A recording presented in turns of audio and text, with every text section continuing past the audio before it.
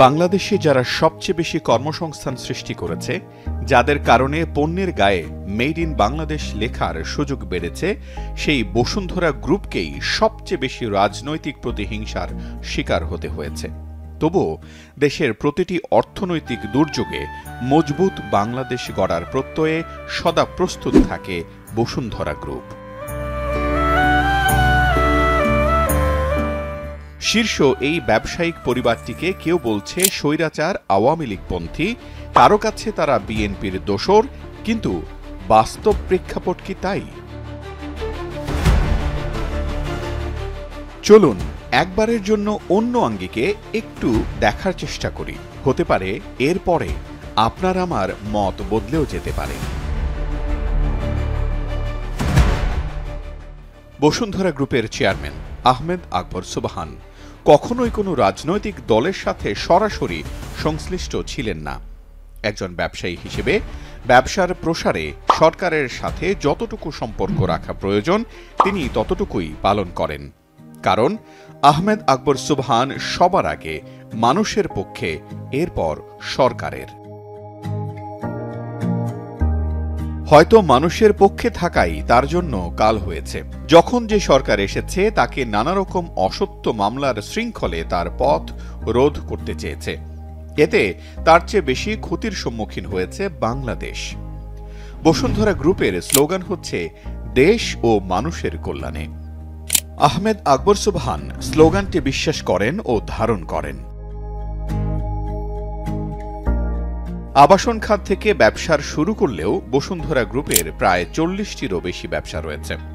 সারা দেশের প্রায় 5 লক্ষ পরিবার বসুন্ধরা গ্রুপের উপর প্রত্যক্ষ ও পরোক্ষভাবে নির্ভরশীল।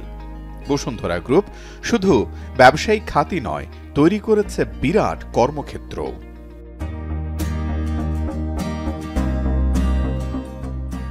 রাষ্ট্রের চতুর্থ স্তম্ভ গণমাধ্যমের স্বাধীন প্রসারেও বিশাল ভূমিকা রেখেছেন আহমেদ আকবর সুবহান। দেশ ও মানুষের সম্ভাবনা হোক কিংবা দুর্নীতি, সবকিছুর স্বচ্ছ খবর দেশ ও বিদেশের আপামর মানুষের কাছে পৌঁছে দিচ্ছে দেশের সবচেয়ে বড় মিডিয়া গ্রুপ ইস্ট ওয়েস্ট মিডিয়ার কালের কণ্ঠ, বাংলাদেশ প্রতিদিন, ইংরেজি দৈনিক Daily Sun, Bangla news 24.com ও জনপ্রিয় টেলিভিশন চ্যানেল নিউজ 24। এছাড়াও রয়েছে নতুন সাড়া জাগানো ক্রীড়াভিত্তিক চ্যানেল টি স্পোর্টস। গত 1.5 দশক ধরে বসুন্ধরা গ্রুপের মিডিয়াগুলো আওয়ামী সরকারের নানান দুর্নীতির খবর জনসাধারণের সামনে বারবার তুলে ধরেছে। কোনো চোখ রাঙানি সংবাদ মাধ্যমগুলোকে তখন দায়িত্ব থেকে বিচ্যুত করতে পারেনি, কারণ এটাই আহমেদ আকবর সুবহানের আদর্শ।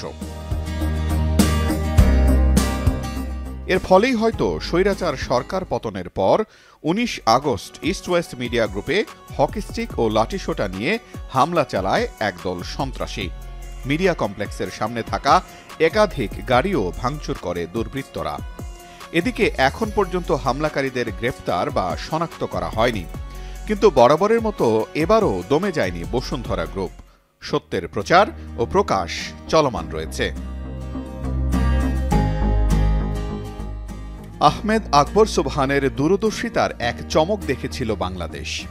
তিনি ঢাকাবাসী তথা সারা বাংলাদেশকে উপহার দিয়েছিলেন অত্যাধুনিক শপিং মল বসুন্ধরা সিটি।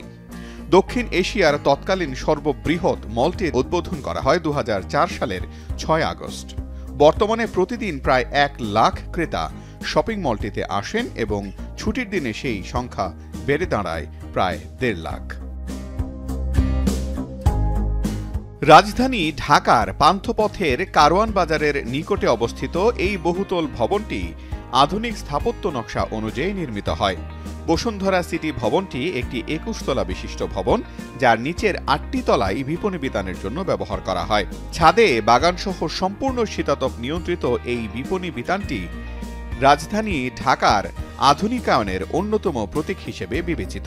এই আহমেদ আকবর সুবহানের কারণেই ঢাকাবাসী পেয়েছিল প্রথম অভিজাত কেনাকাটার স্বাদ। আকবর সুবহান সাফল্য ও প্রাচুর্যের শীর্ষে গিয়েও ভুলে যাননি মানবতার কল্যাণে ব্যক্তিগত দায়িত্ববোধ। 2005 সালে বসুন্ধরা ফাউন্ডেশন প্রতিষ্ঠার পর থেকে তার উদ্যোগেই পশুপালন, ক্ষুদ্র ব্যবসা সহ ৩৩টি খাতে হতদরিদ্র পরিবারকে সুদমুক্ত ঋণ প্রদান করে আসছে। এই যে মানুষ হয়ে মানুষকে তুলে ধরার মানসিকতা, এটা কি এতই সহজ ধারণ করা?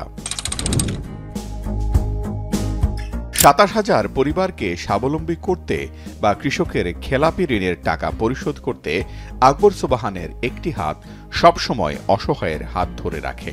সারা দেশে হাজারো মেধাবী শিক্ষার্থীর জীবনের ক্লান্তিলগ্নে পাশে দাঁড়িয়েছে বসুন্ধরা। দুস্থদের চিকিৎসায় দুহাত মিলে দাঁড়াতেও কখনো দ্বিতীয়বার ভাবেননি গ্রুপটির চেয়ারম্যান আহমেদ আকবর সোবহান। অথচ এই আহমেদ আকবর সোবহানের পথ পদে পদে বাধাগ্রস্ত হয়েছে। সেই ঐতিহাসিক 111 অর্থাৎ 111-এর তত্ত্বাবধায়ক সরকারের কথা সকলেরই মনে আছে। বসুন্ধরা গ্রুপ সেই সময়ে মামলা জুলুমের ক্ষত এখনো ভোলেনি।